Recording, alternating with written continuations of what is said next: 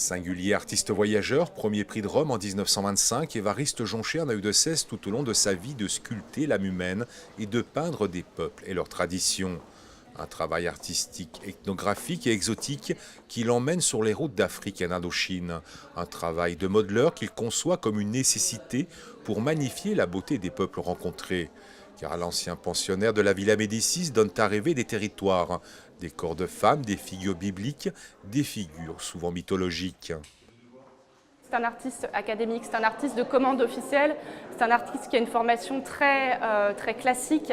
Donc il ne sort pas tellement de ce cadre de formation, mais l'autre, l'ailleurs, va lui permettre de donner beaucoup plus de sensibilité à ses œuvres. Elle témoigne en fait d'une époque bien particulière où c'est vrai que la France avait, avait une emprise sur des territoires, mais qui avaient eux-mêmes une histoire propre, une culture propre.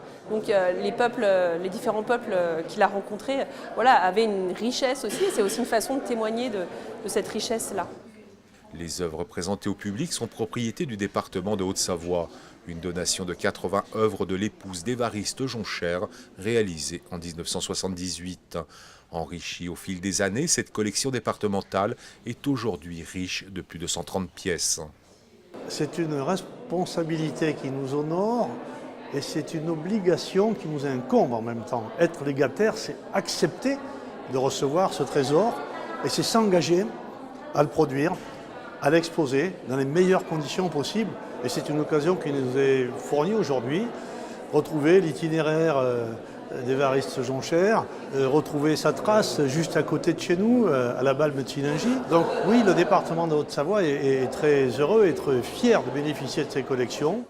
Tout au long de sa carrière, Évariste Joncher a accumulé les distinctions et les commandes publiques.